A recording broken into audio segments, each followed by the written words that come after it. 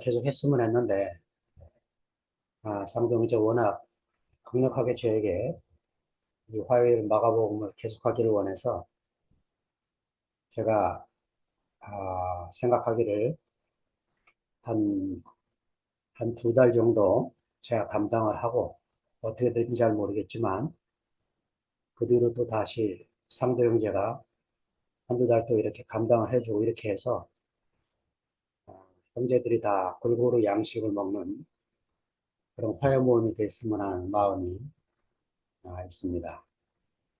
또 한 가지는 이제 제가 히라보를 자꾸 쓰게 되는 이유가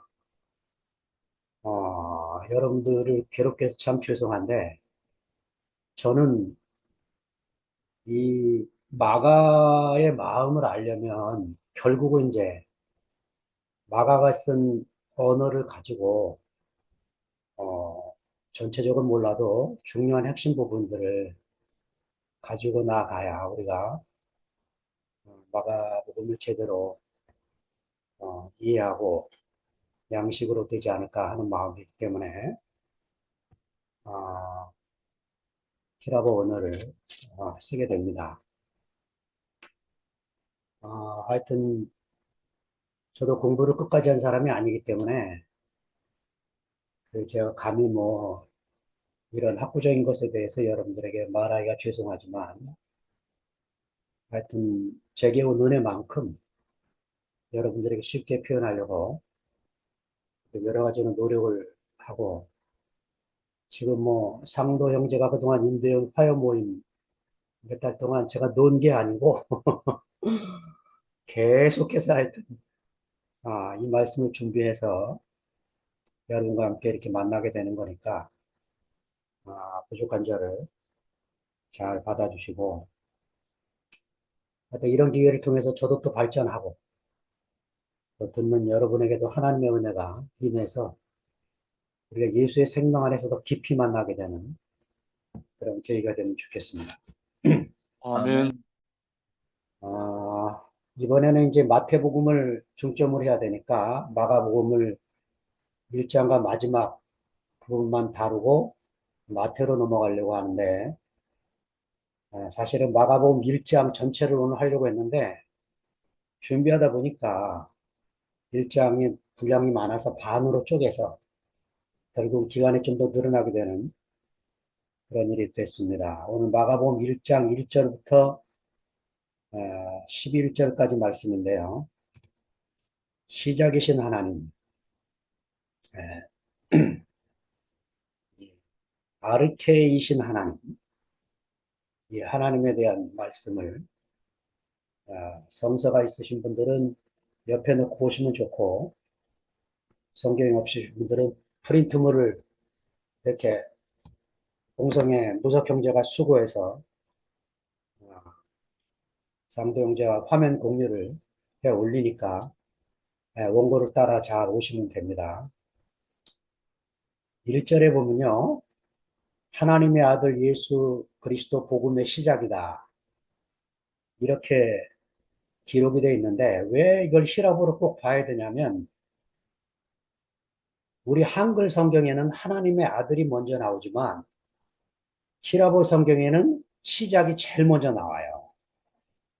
아르케투 유앙겔리오, 유아니로 되어 있는데 감마가 두 개 부딪히면 이응 발음이 나옵니다. 유앙겔리오, 예수 크리스토 휘우투 테우 이렇게 되어 있는데 그 성경 첫머리에 아르케가 시작이 되는 성경이 세 개가 있는데 하나는 창세기 1장 1절이 있고 요한복음 1장 1절이 있고 마가복음 1장 1절이 있습니다. 다 아르케로 시작을 해요.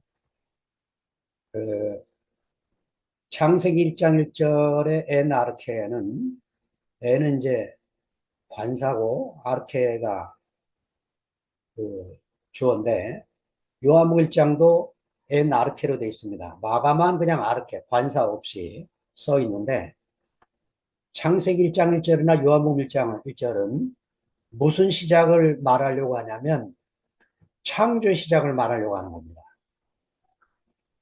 창세기의 이 아르케는 하나님의 창조에 대해서 시간적, 공간적, 역사적인 이 물질적인 창조를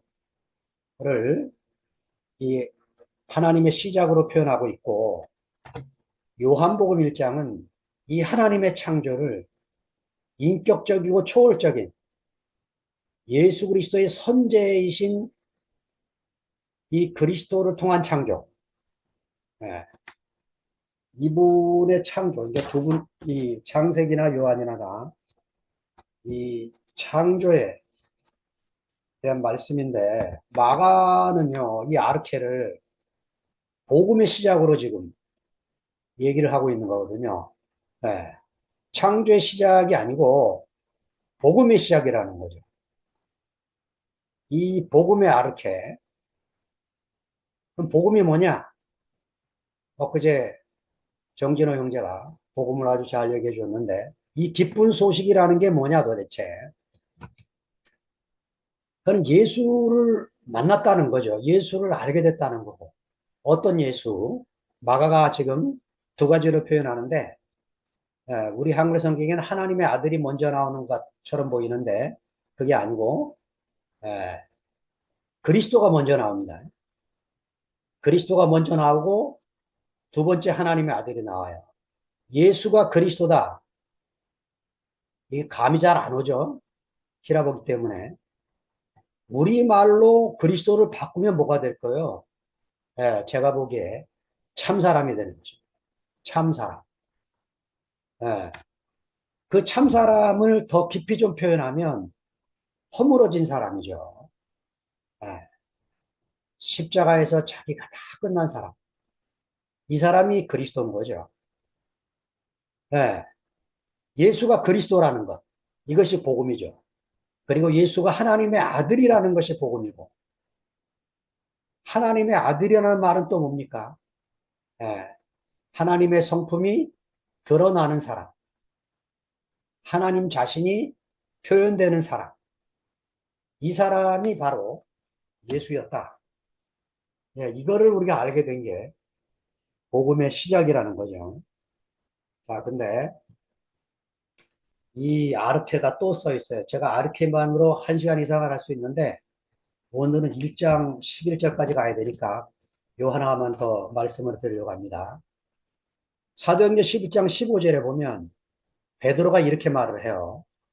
내가 이 말을 시작할 때 성령이 저에게 임하시기를 처음 우리에게 하신 것 같이 하는지라. 이 처음에 이게 아르케입니다. 자, 이 말의 배경이 뭐냐면 베드로가 사도행전 10장 앞장에 기도하는데 검은 보자기에 먹을 수 없는 음식이 내려와요. 하늘에서 소리가 들리기를 먹으라 하는 겁니다.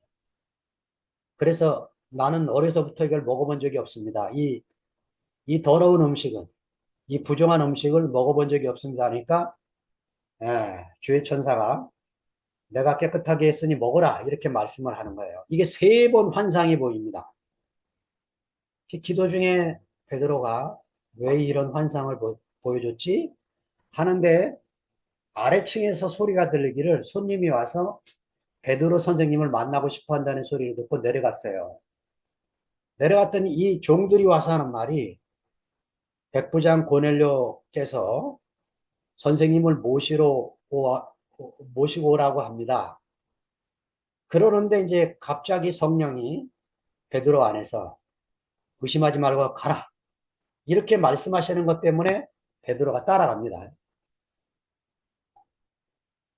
가서 고넬료를 만나서 얘기를 들어보니까 고넬료도 기도하면서 주의 천사의 음성을 들은 거예요.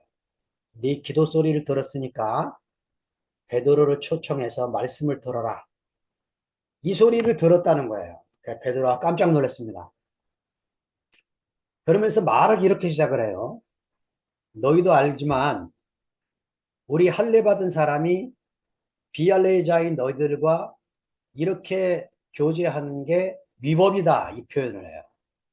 예, 이건 위법입니다. 불법이고.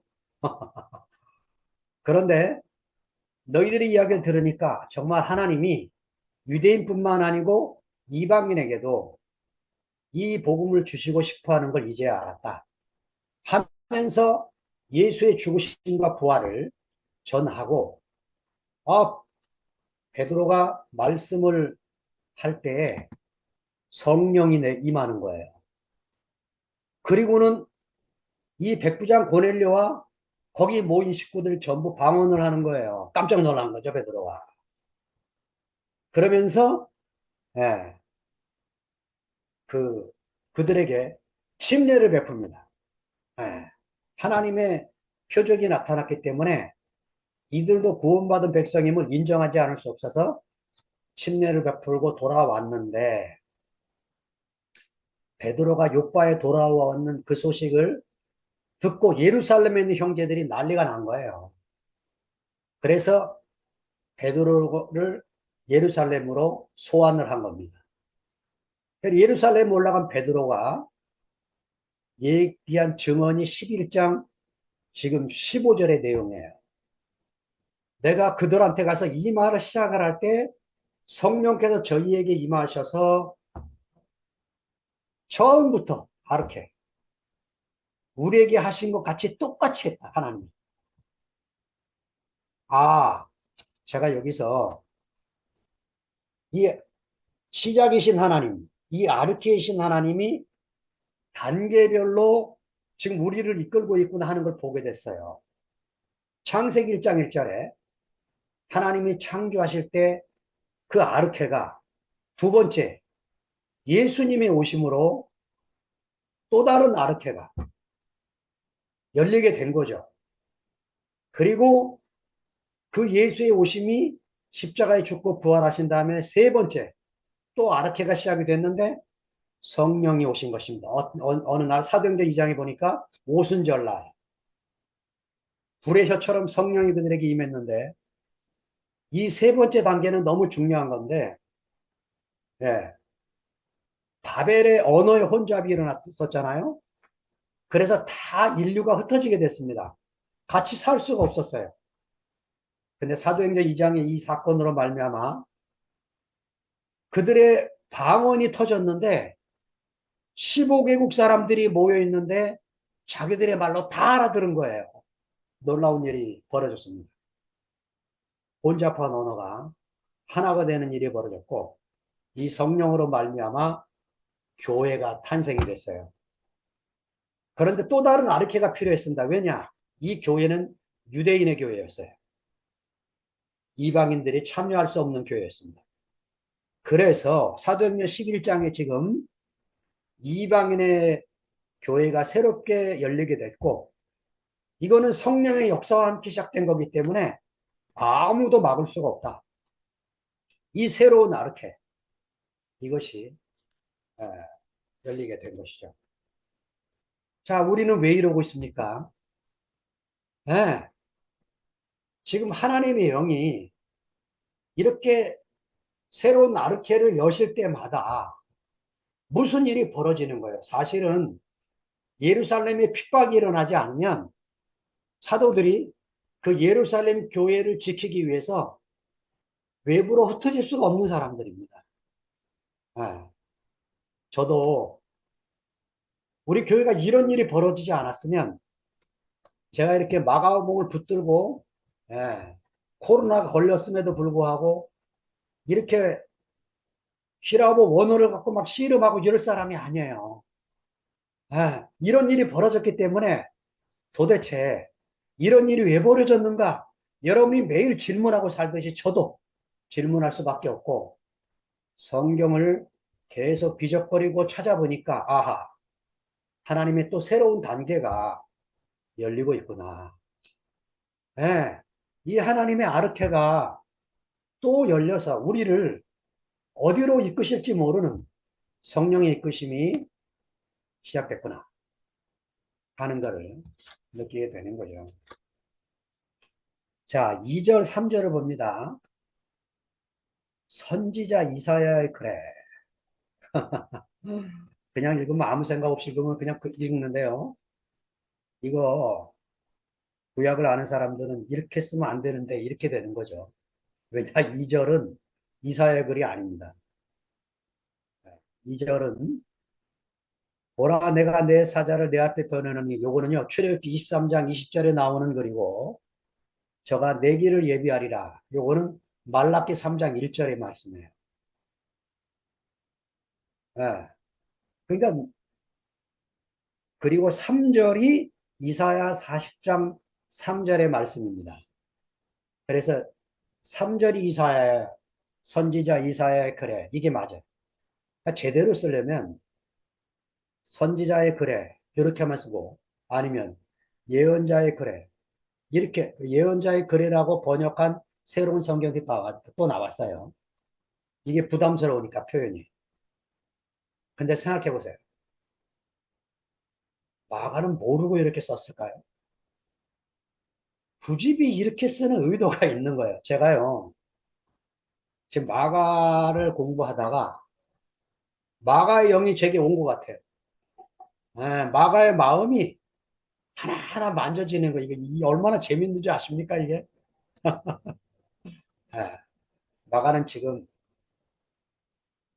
이렇게 비벼 넣으면서 비빔밥처럼 딱 비벼 넣고는 선지자 이사야 글에 궁금하면 찾아보라는 거죠. 어? 하나하나 찾아보면서 마태는 좀 더 심합니다. 마태에 갈 때 얘기를 할 텐데 마가는 써 있는 거나 인용을 하지 마가는 아예 없어요. 그냥 이렇게 해서 우리를 그러니까 지금 마가가 이렇게 그 사실은요 구약을 인용을 많이 하는 책은 마태와 누가입니다. 마태와 누가복음은 구약을 얼마나 많이 인용하는지 몰라요. 마가와 요한복음은 거의 인용 안 해요. 그런데 이상하게 마태는 초장부터 구약의 말씀을 인용합니다. 왜 구약의 말씀을 인용하게 됩니까? 내가 하는 말이 지금 내가 지어서 하는 말이 아니고 본에 있는 성서에 있는 말을 내가 하고 있는 거다. 이 얘기를 하고 있는 거죠. 지금 마가는요. 이 출애굽기와 말라기서와 선지자 이사야들을 인용하는 이유가 세례 요한을 소개하려니까 이 글을 인용을 하고 있는 거죠. 예. 세례 요한이 와서 이렇게 외칩니다. 광야에서 외치는 자의 소리가 있어 가로되 너희는 주의 길을 예비하라. 그의 첩경을 평탄케 하라. 자, 이 광야라는 단어와 첩경이라는 단어가 지금 대비되는데 광야는 히라보로 에레모스고 첩경은 히라보로 트리보스입니다. 지금 세례 요한이라는 사람이 어떤 사람입니까? 광야에서 에레모스에서 트리보스를 준비하는 사람이다. 그러니까 이 트리보스는 고속도로의 고속도로. 그 광야에서 지금 세례 요한이 예수님의 앞길을 고속도로를 내려고 온 사람이다. 예. 자, 하나님의 경륜이 우리에게 지금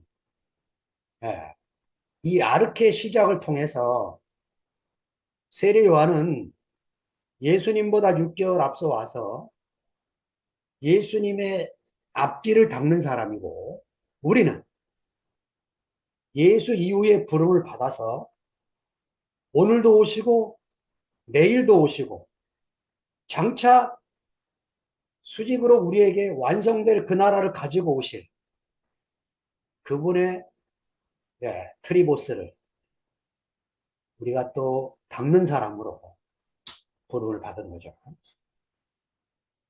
자, 세례 요한의 자리에 우리가 똑같이 씁니다. 그래서 마가는 세례 요한이 잡힌 후에 예수님이 복음을 전하게 하고 세례 요한이 죽은 후에 전도자를 파송하고 늘 세례 요한의 사역을 이어받아 하는 것처럼 기록을 하고 있는 거예요. 우리는 이열래 목사님을 통해서 세례 요한과 단절된 예수, 만을 들었어요. 근데 마가와 마태와 지금 사도들의 기록을 자세히 살펴보면 그렇게 쓰려면 예, 세례 요한을 서두에 이렇게 소개하면 안 돼요.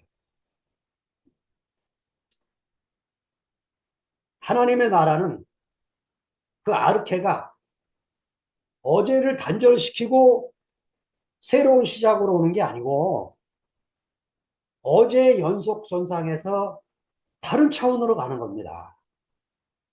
예. 이게 하나님이 지금 복음서 안에서 우리에게 보여주고 있는 말씀이죠. 자, 6절로 넘어갑니다. 요한은 약태 털옷을 입고 허리에 가죽띠를 띠고 메뚜기와 석청을 먹었다. 자, 누가복음을 아는 사람은 세례 요한의 아버지가 사가랴고 그는 제사장이라는 것을 알고 있습니다. 제사장은요, 성전에 있어야 돼요. 그리고 가장 유대인들이 고급 음식인 떡과 고기를 먹고 사는 사람들이고 가장 화려한 옷인 제사장 의복을 입고 성전 안에서 일해야 될 사람이에요. 근데 세례 요한은 외모가 완전히 달라져 있습니다, 지금. 예. 성전이 아닌 광야에서. 예. 떡과 고기가 아닌 메뚜기와 석청. 메뚜기와 석청이 뭡니까? 하나님이 준비해 준 음식이에요. 하나님이 직접 내려주신 야생 음식. 예. 그리고 약대 털옷과 가죽띠. 예, 이 약대는 부정한 짐승입니다. 약대 털옷과 가죽띠를 띠고 예, 회개 세례를 전파하고 있는 이 사람으로 그려주고 있죠. 자, 광야. 이 에레모스가요. 요 마가복음 1장에서만 6번이나 나와요. 다음 주에. 왜 이게 왜 이 에레모스가 중요한지를 다음 주에 나누기로 하고요. 이 광야에서 세례 요한이 자기의 모든 바꿀 수 있는 것을 다 바꾼 겁니다. 예. 자기가 할 수 있는 모든 것을 변화시켰어요. 스스로 자신부터 변화시키고 하나님의 부르심에 순종하고 뛰어든 거죠. 자, 근데 요 마가가 그려지고 있는 세례 요한의 외모를 보니까 금방 누가 기억이 나냐면 구약의 엘리야가 기억이 납니다. 엘리야가 이렇게 머리는 부슬부슬 하면서 외모는 이렇게 아주 엄상궂은 사람 이런 야인으로 늘 나타나고 있죠. 자, 그런데 마가가 결국은 마가복음 9장에서 엘리야 얘기를 해요. 엘리야가 등장을 합니다. 마가복음 9장 13절에 보면 엘리야가 왔을 때 사람들이 임으로 대우했다. 이렇게 예수님이 말씀하시는 광경이 나옵니다. 자, 마가복음 9장에 보면 변화산에 예수님이 나오는데 왜 변화산이란 이름을 쓰게 되냐면 마가가 고의적으로요. 이름을 안 써요. 산 이름을. 마가는 여러분 어떤 사람이라고 그랬죠? 여행자 예수를 그렸다고 그랬어요. 예. 자, 이곳에서 저곳으로 장소가 이동될 때마다 마가는 그 장소를 분명히 얘기를 합니다. 해변에서 가버나움으로, 가버나움에서 회당으로 장소를 계속 이동하시는 예수님을 그리는데 마가복음 9장 산에서 이렇게 표현하고 이름을 안 써요. 다 의도가 있는 거죠. 그래서 우리가 제목을 이제 변화산이라고 붙이게 되는 거예요. 예수님 가운데 모세와 엘리야가 나타납니다. 모세는 율법의 대표고 엘리야는 선지자의 대표입니다. 구약을 한마디로 표현하면 율법과 선지자입니다. 이 두 상징하는 사람이 예수님과 함께 나타나서 대화를 하고 있는데 마가는 대화 내용을 쓰질 않아요. 누가가 씁니다. 누가가 예수님과 함께 그들이 무슨 대화를 했는지 누가가 써요. 자, 그런데 하늘에서 소리가 나는데, 네, 그냥 나는 게 아니고 구름이 덮여서 소리가 납니다. 자, 산, 구름, 다 이게 모세, 엘리야와 관련된 상징적인 언어예요. 그러니까 마가는 이 장치를 하면서 예, 모세와 엘리야를 등장시키면서 하늘의 소리가 이렇게 났다는 거예요. 이는 내 사랑하는 아들이니 너희는 저의 말을 들으라. 그래서 무슨 소리인가 하고 제 아들이 둘러보니까 예수 외에는 아무도 보이지 않았다. 왜 이렇게 씁니까? 예수 외에는 아무도 보이지 않았다. 너희는 저의 말만 들어라.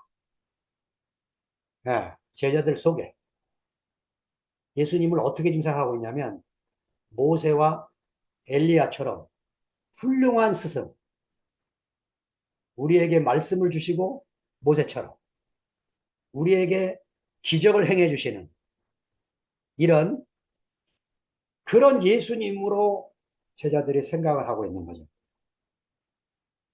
예, 지금 마가는 예수님은 그런 분이 아니고 기적을 행하고 말씀을 주시는 그런 수준이 아니고 하나님의 아들로서 예, 다른 아르케가 시작된 그분이다.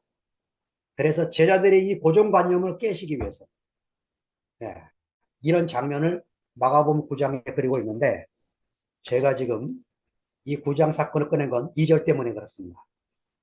엿새 후에 예수께서 베드로와 야고보와 요한을 데리고 따로 높은 산에 올라가셨으니 저희 앞에서 변형되사 이 단어 때문에 그렇습니다. 변형됐다. 이 변형되다는 말은 메타모르포텐데요. 이 단어가 동사 원형이 메타모르포오입니다. 이건 두 단어의 합성어입니다. 메타와 모르페의 합성어입니다. 모르페는 형상이고 메타는 변화를 표현하고 있는데 형상의 변화를 표현하는 단어가 나타났어요. 예수의 형상이 변화됐다. 얼마나 부담스러운 얘기입니까? 몰트만 학자는요, 이거를 이렇게 말해요. 어떻게 역사적 예수가 이렇게 뭐 빨래할 사람이 더 시기에 빨 수 없을 정도로 시고 광채가 났다? 야, 이거는 있을 수가 없는 일이라는 거죠. 이렇게 나타날 이유도 없고, 그래서 이거는 예수의 부활을 제자들이 여기다 끼워 넣었다는 거예요. 메타포르테로. 이 메타모르페는 지금 학자들이요, 이게 영적인 경험이 없는 학자들의 표가 나는 게 뭐냐면 자기 인생하고 연결이 안 됩니다. 예, 이렇게 성경책을 놓고 계속 공부만 하는 사람들하고 몰트만처럼 제2차 세계대전 한복판에서 수많은 대포 속에 살아난 이 희망의 신학자의 내용을 읽어보면 사람이 달라요, 사람. 예. 학문의 깊이는 뭐 두 사람 다 대단한 독일학계 고도들인데 영적인 것을 보면 저는 몰트만 책을 읽으면 너무 어려워서 머리가 쥐가 납니다. 아니, 근데 몰트만을 읽으면 근데 몰트만을 읽으면 제 속에 없던 희망이 생겨요. 희망의 하나님. 놀라우죠? 예. 자, 이 변형, 예, 하나님의 형상으로 하나님의 모르페로 우리가 지어졌는데 선악과를 먹고 이게 깨졌죠. 아, 그런데 예수님이 지금 변화산에서 그 형상을 하나님의 형상이 회복된 사람으로 나타났다 이 소리인 것입니다. 예. 그래, 이것을 마가가 기록을 하는 이유는 우리도 우리도 그 하나님의 모르페가 선악과로 말미암아 없어져서 우리가 죄 아래 떨어졌지만, 예, 우리가 보증으로 성령을 받은 이유가 이 하나님의 형상의 회복 때문이다. 이 얘기를 하려고 여기에 기록을 한 거죠. 모세와 엘리야의 공통점이 뭐냐면 하나님의 인정함을 받은 것입니다. 예수님도 하나님의 인정함을 두 번을 받아요. 한 번은 침례를 받으면서 받으시고, 또 한 번은 지금 변화산 마가복음 9장에서 하늘에서 음성을 들으면서 또 한 번의 인정을 받죠. 자, 모세와 엘리야는 산에서 하나님을 만난 경험을 한 사람입니다. 예수님도 하나님을 경험한, 침례를 받으면서 하나님을 경험한 사람으로 나타나고 있죠. 모세와 엘리야는 죽음을 보지 않은 사람으로 나옵니다. 열왕기 하의 엘리야는 불병과 불말을 타고 하늘로 승천하고, 신명기 34장의 모세는 모세의 시체를 찾으러 돌아다녔지만 찾을 수가 없었다. 이렇게 말합니다. 재미있게 신약성경 유다서 9절에 재미있는 표현이 하나 나오는데, 천사장 미가엘과 마귀가 예수의 시체를 놓고 싸우는 광경이 나와요. 유대인들은 모세도 죽음을 보지 않고 하늘로 들려온 것으로 그렇게 유전을 내려오고 있습니다. 자, 예수님이 우리에 오신 것은 바로 이 하나님의 형상의 회복, 하나님의 형상과 모양으로 지어져서 하나님의 표현체로 살게 할 이 사람. 우리가 이게 그 인생의 목적이 무엇이냐 질문할 때, 사람이 산다는 게 무엇이냐 질문할 때, 이 창세기 1장 26절에 회복된 사람, 이 사람을 우리가 만났다. 이게 우리 인생의 변화의 시작이 되게 되는 거죠. 여러분과 제가 바로 그 주님을 만난 자리가 메타포르페의 시작인 것입니다. 8절로 갑니다. 8절로 가면 나는 너에게 물로 세례를 주었거니와 그는 성령으로 너희에게 세례를 주시리라. 제가 왜 침례로 바꿨냐? 히라보가 밥티조로 나와요. 명사가 밥티스마인데 이거는 원래 염색용어입니다. 염색용어. 그 염색을 할 때요, 옷감을 물속에 푹 잠그면 약이 섬유 안으로 쏙쏙 스며들어서 그 염색약 색깔로 완전히 바꿔주는 거죠. 이게 침례의 언어입니다. 그래서 나는 물론 너희에게 침례를 주거니만 내게 오시는 그런 성령으로 침례를 주실 거라는 겁니다.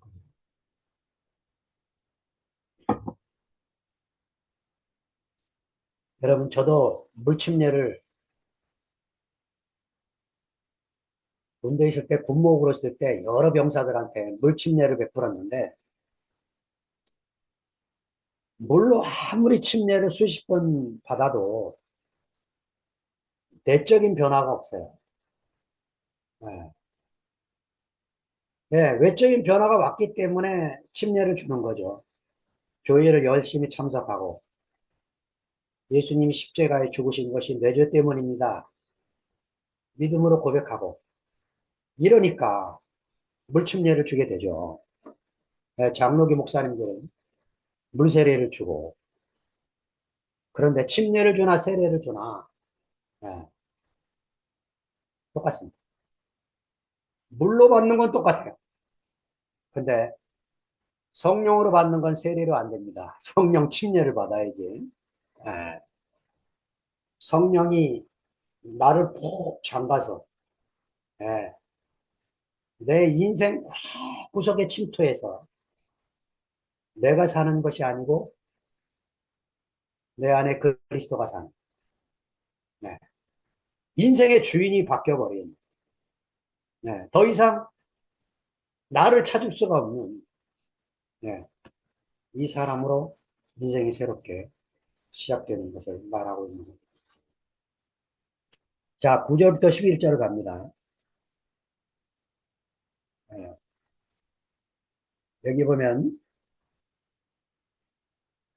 그때 예수께서 갈릴리 나사렛으로부터 와서 요단강에서 요한에게 세례를 받으시고 곧 물에서 올라오실 때 제가 그 다음 절부터 써놨습니다. 하늘이 갈라짐과 성령이 비둘기같이 자기에게 내려오심을 보시더니 하늘이 갈라졌다. 이 갈라졌다는 단어가 히라버로 스키조입니다. 예, 하늘이 갈라졌다. 이게 부담스러워요, 단어가. 그래서 마태는요, 하늘이 열리며 이렇게 단어를 부드럽게 바꿨어요. 근데 마가는 이 단어를 꼭 써야 되는 이유가 있습니다. 예, 이 단어가 마가복음 15장 38절에 또 써 있는데 15장 38절에 37절에 이렇게 됩니다. 예수께서 큰 소리를 지르고 운명하시다. 38절 이에 성소 휘장이 위로부터 아래까지 찢어져 둘이 되니라. 이 찢어져 요 단어가 스키조입니다. 자, 그러니까 직역을 하면 이렇습니다. 하늘이 찢어져서 성령이 비둘기처럼 오신 거예요. 성소 휘장이 찢어져서 하나님이 해방돼서 사람에게 오신 것입니다.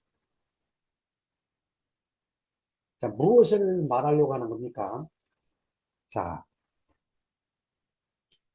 하나님이 성령으로 예수에게 오시는 것은 그냥 오신 게 아니고 하늘이 갈라져서 하늘이 스키조가 돼서 성령으로 예수에게 오신 것입니다.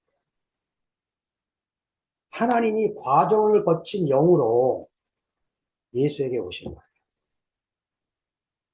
자, 예수님이 제자들에게 성령으로 오신 것은 요한은 이거를 숨을 내쉬며 가라사대 꼭 내쉬며 성령을 받으라 이렇게 예, 인간적으로 표현했는데 마가는 예, 이렇게 거칠게 표현하는 것입니다.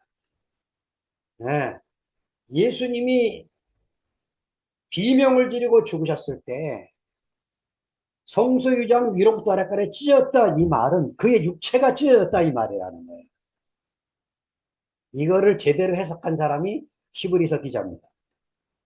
히브리서 저자는 예, 이 마가가 쓴 이 스키조 말의 의도를 알았어요. 그래서 예수님의 육체가 갈라져서야 비로소 제자들에게 하나님의 영이 임할 수 있었다 이것입니다. 그냥 온 게 아니에요. 우리가 하나님의 영을 받은 것은 그냥 받은 게 아닙니다. 예, 저는요 이렇게 살면 혼자 살면요 성령이 제 안에 계신지 저를 인도하시는지 아무것도 모르겠어요.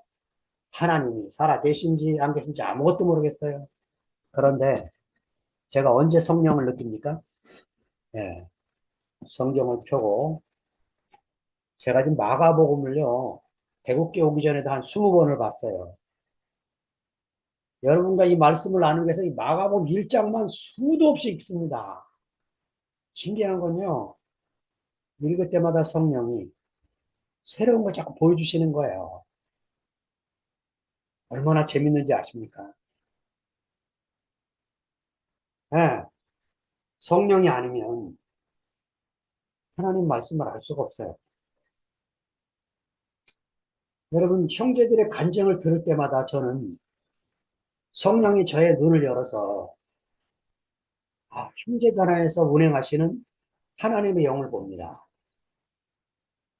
얼마나 신기한 하나님의 운행을 목도하고 있는지 모르겠어요. 이 전율이 일어납니다, 전율이. 야, 매일매일 여러분이 밤에 모여서 잔치를 벌리는 그게, 예, 저는 이 멀리서 여러분이 올려주는 그 파일로 듣는데요. 와, 시간을 초월해서, 공간을 초월해서 하나님이 제 인생을 적십니다. 그러니까 교회 교통이 왜 필요하냐? 형제들의 교통이 왜 필요하냐? 하나님의 영이 그들 가운데 운행하시는 거예요. 성령이 아니면 코이노니아가 일어날 수 없어요. 예. 아멘. 어떻게 우리가 이 40년이 넘도록 성령 말을 안 하고 살아왔는지 너무 이상해요, 진짜. 예? 마가만 해도 지금요, 얼마나 많이 성령 얘기를 하고 있습니까? 초장부터 지금. 예. 자, 여러분, 이 스키조 얘기를 하니까 금방 떠오르는 사람이 있어요. 이래서 성경을 여러분 읽어야 된다, 자꾸. 예. 제가 이 말씀을 준비하는데 두 사람 이미지가 제 속에 떠올랐어요. 예. 그, 김영경 자매, 또, 광태 형제 자매 이름이 뭐죠? 변명주 자매. 예. 눈도 안 좋은 자매들이 성경을 살피고 읽고 하는 그 광경이 떠오릅니다. 예. 공간적으로 떨어져 있지만, 한 마음이 되어 저도 성경을 읽고 살핍니다. 또 감추어진 무엇이 있지 않을까? 또 살핍니다. 자, 이 스키조가 구약의 열왕기 2장으로 가보니까 엘리야와 엘리사가 나옵니다. 열왕기 2장에. 예, 우리 조상들도 죽을 때가 되면 아, 내가 갈 때가 됐구나 느끼는 사람들이 있어요. 엘리야와 엘리사도 하나님이 자기를 데려갈 때가 됐구나 하는 걸 느꼈어요. 그래서 엘리야가 엘리사에게 이렇게 말합니다. 하나님이 나를 길갈로 보내시니까 너는 여기 있어라. 엘리사가 대답을 합니다. 내가 하나님의 사심과 선생님의 혼을 걸고 맹세하는데 결코 선생님을 떠나는 일이 없을 겁니다. 길갈로 가더니 선생님이 도착하자마자 이런 얘기를 합니다. 하나님 나를 또 베델로 보낸다. 너 여기 있어라. 똑같은 대답을 해요. 절대로 내가 맹세하는데 선생님은 못 떠납니다. 베델에 딱 도착을 했는데 그 베델에는 뭐가 있냐면요. 엘리야가 만든 선지학교가 있어요. 지금으로 말하면 신학교. 선지자 생도들이 모여갖고 엘리사에게 그러는 거예요. 아시냐고. 하나님이 지금 선생님을 데려갈 것 같다고. 엘리사가 나도 안다. 조용히 좀 있어라. 너희들 따라오지 말고 여기 좀 제발 좀 있어라. 이러고는 이제 선생님만 죽으라고 붙들고 있는 거예요. 자, 갑자기 또 엘리야가 야, 하나님이 나를 여리고로 된다. 너 여기 좀 있어라. 엘리사가 똑같이 대답을 하고 여리고까지 쫓아갑니다. 여리고에 딱 도착하자마자 선생님이 또 그럽니다. 야, 요단강으로 오랜다. 요단강가로 갔어요. 물이 창이랍니다. 갑자기요. 엘리야가 윗옷을 벗더니 둘둘 말아서 요단강을 치기 시작을 합니다. 촥 치면 열리고 촥 치면 열리고 그러면서 요단강을 건너요. 엘리사도 바짝 붙어서 건넜죠. 건넌 다음에 엘리야가 묻습니다. 아니 엘리사야 너는 도대체 뭘 바라길래 나를 이렇게 죽으라고 쫓아다니느냐 모르니까 예, 엘리사가 얘기를 합니다. 스승님 스승님의 영감을 갑절을 제게 주시기를 원합니다. 제가 이 젊었을 때 이 성경을 읽었을 때에는 이런 마음으로 읽었어요. 야, 엘리야가 뭐라고 말을 하냐면 너 아주 어려운 거를 구하는구나 이렇게 말하는 걸 보면서 야, 엘리사가 욕심이 대단하구나. 이렇게 큰 비전을 가져야 되는 모양이다. 이렇게 읽었어요. 저도 큰 비전을 갖고 신학생 시절에 성경 구절을 암송을 하고 예, 내비게이터 선교회 때문에 한 300구절을 외웠던 것 같아요. 예, 그리고 세계 지도를 펴놓고 가본 적도 없는 나라를 손가락으로 짚으면서 주여 이 나라도 구원되게 하시고 이 나라도 선교사 가게 하시고 이 나라도 복음 전파하시고 어느 날 기도하다 보니까 알바니아가 걸려드는 거 자꾸 알바니아 이 나라가 자꾸 제 마음에 걸릴까 그러면서 몰디 뭐 안 가본 데 없는 수많은 나라들을 기도하며 몇 년을 살았어요. 예, 그렇게 뜨거웠던 사람입니다 제가. 근데 지금 다시 열왕기하 2장을 읽으니까 그게 아니죠. 예, 엘리야가 네가 어려운 걸 구한다. 이럴 때 엘리사의 마음은 성경에 안 나왔지만 이런 마음입니다. 선생님, 선생님 같으니까 그런 사명을 감당했는데 나는 도저히 선생님처럼 살 수가 없습니다. 선생님 가시면 내가 이스라엘의 짐을 어떻게 집니까? 저는 정말 바닷 가운데 모래알 같은 사람이라 감당이 안 됩니다. 선생님의 영감에 갑절이 필요한 사람입니다. 예, 이 말로 한 거죠, 이 말로. 아, 그랬더니 엘리야가 이렇게 말을 해요. 그래, 네가 어려운 걸 구하는데 조건이 하나 있다. 하나님이 나를 데려가시는 걸 보는 순간 이루어질 거지만 그걸 놓치면 안 이루어진다. 여러분 이 말을 그냥 성경대로 읽으면 무슨 말인지 몰라요. 엘리야가 어떤 사람인지 알아야 합니다. 그 앞에요. 엘리야가 450명의 바알 선지자하고 450대 1로 갈멜산상에서 영적 전투를 벌여요. 네. 제단에 장작을 벌리고 송아지를 2마리를 올려놓고 하늘에 불이 떨어져서 재물을 태우는 그 신이 진짜 신인데 내기하자 그런 거예요. 450대 1. 네. 그런데 뭐 불이 엘리야가 쌓은 제단 위에 떨어진 거죠. 그래가지고 그날요 엘리야가 450명을 전부 다 잡아주게 선지자. 그 소식을 엘리사가 이세벨이 듣고 이세벨 남편의 이름이 뭐지? 아합 왕비 이세벨이 듣고 자기 부하를 보내서 뭐라고 엘리야에게 말하냐면 내가 너를 죽이지 않으면 그 바알 신이 내게 바알 아세라 신이 나에게 저주를 내리길 원한다. 이렇게 말을 한 거예요. 여러분 엘리야가 얼마나 무서웠는지요. 40주 40야를 잠 안 자고 뛰어요. 도망을 갑니다.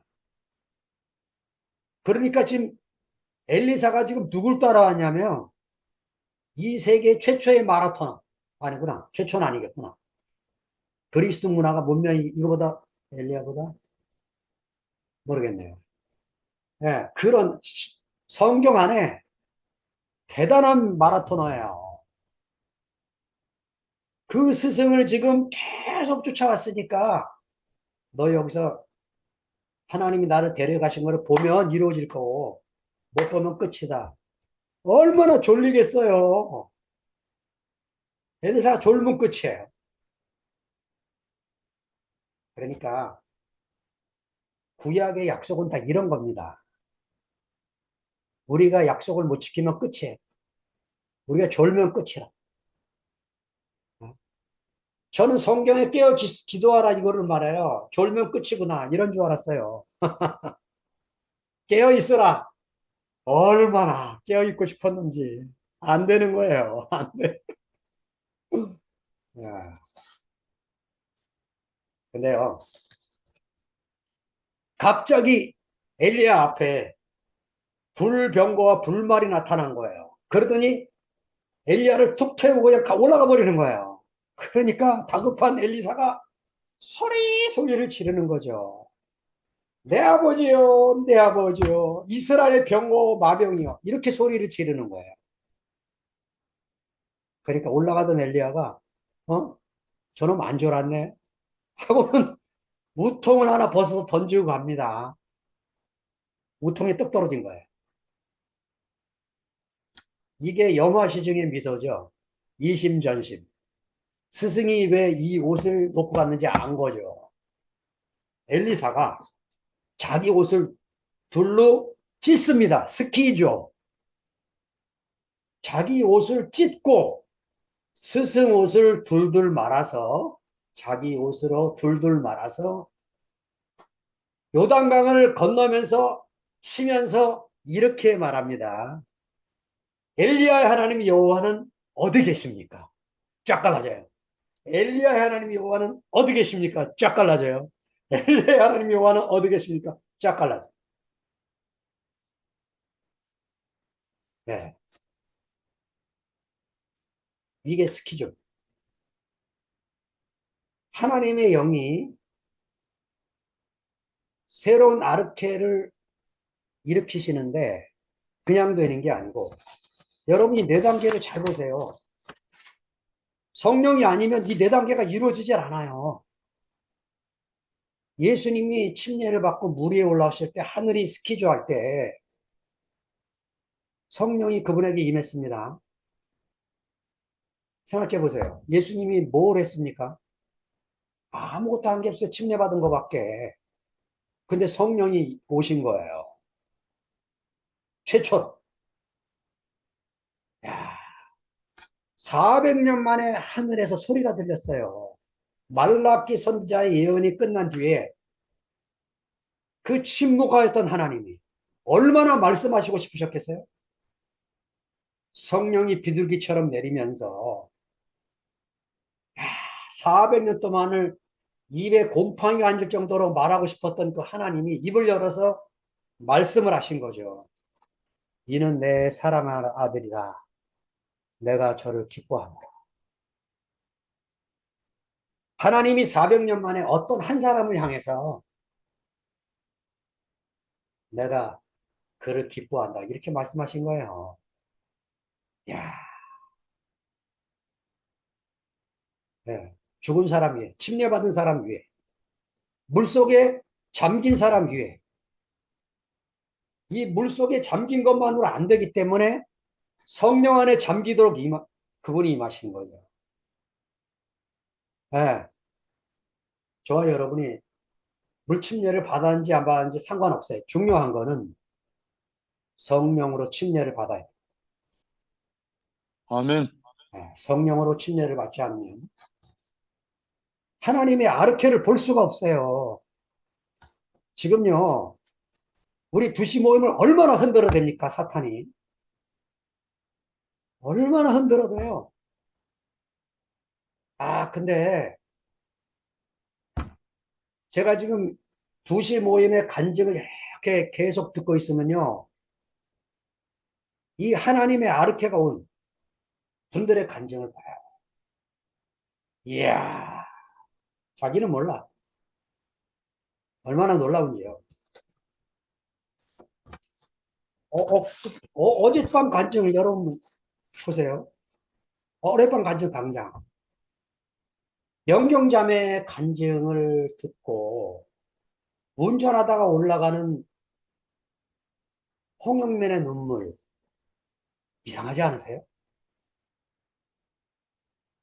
경기도에 살고 있는 형제가 대구에 내려가서 울산에 자기를 보고 볼일을 보고 올라가면서 영경자매는 울고 싶은데 눈물이 안 나오고 영문도 모르는 홍영민 속에서는 눈물이 흐르는 거예요.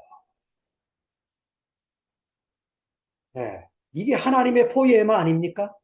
하나님의 걸작품들. 아멘. 이야, 이게 성령이 아니면 어떻게 이런 일이 벌어집니까? 영민이가 어제 그러잖아요. 내가 왜 우는지 모르겠다고. 저도 눈물이 나더라고요. 저는 전에는요, 대구교회 이 사태가 벌어지기 전에는 일산에 살 때 예. 후원선이 형님이 울면 저도 울어요, 이상하게. 왜 우는지 모르겠어, 저도. 근데 제가 2PM에 온 뒤에 상도가 울면 저도 울어요. 근데 왜 우는지 모른다니까, 저도. 그냥 같이 울어, 그냥. 같이 눈물 닦고 있어. 왠지 알 필요도 없죠, 왠지. 예. 그와 내가 십자가에서 한 운명으로 연결된 사람이니까 당연하지 않겠습니까? 우리가 이렇게 짜여진 형제들인 거죠. 예. 오늘 부산에 미정자매가 통화를 잠깐 하는데, 예. 신모띠에 밀려갖고 일주일에 한 번 유인숙 누님하고 점시간을 이용해서 예, 같이 밥을 먹고 교제한대요. 아, 여러분 그 얘기 듣는데요. 뭐가 보이지 않으세요? 예, 못 알아듣는다고 밀려서 카페에서 같이 밥을 먹고 둘이 교제하고 있는 그 광경을 우리 하나님이 보시면서 뭐라고 말씀하실까요? 아, 이는 내 사랑하는 아들이요, 내 기뻐하는 자라 하지 않겠습니까? 그게 우리 도시 모임이에요. 예, 정체성? 너희 정체성이 뭐냐 묻는 그 질문하는 그 형제들에게 제가 이렇게 대답하고 싶어요. 우리의 정체성이 뭐냐? 예, 한철이 옆에 있는 선미, 예, 민철이 옆에 있는 술래누님, 예, 근원이 옆에 있는 미라. 이게 우리의 정체성입니다. 아멘. 왜 우리는 지금 이러지도 못하고 저러지도 못합니까? 예, 허물어진 사람들이기 때문에 그래요. 응? 우리가 허물어지지 않았으면 우리도 따라가죠, 누구를. 좋으면 가는 거 아니겠습니까? 그걸 또 어떻게 말리겠어요? 근데 그들 중에서 우리가 또 못 가네. 왜 못 갑니까? 우리 내가 뭐가 좋아서 갈 수도 없는 사람이에요. 내가 싫어서 안 가는 게 아니고, 예, 뭐 이번 주일날 뭐 창립 예배 드린다는데 벌써부터 달력에 체크해 놨어요. 근데 제가 지금 코로나 걸렸어요. 코로나. 이렇게 어떻게 해야 될지 지금 모르는. 여러분 좋아하지만 제 안에 다른 운명이 하나 온 거죠. 그 연약해서 이러지도 못하고 저러지도 못하는 형제 옆에 우리가 다 있는 거죠. 당연히. 예. 그리고 하나님이 우리에게 시작하신 이 아르케, 예. 성령으로 시작하신 이 일들을 진행해 나가는 거죠. 매일매일. 얼마나 놀라운 하나님의 아들 예수 그리스도 복음의 시작인지 모르겠습니다. 주님을 찬양합니다. 할렐루야.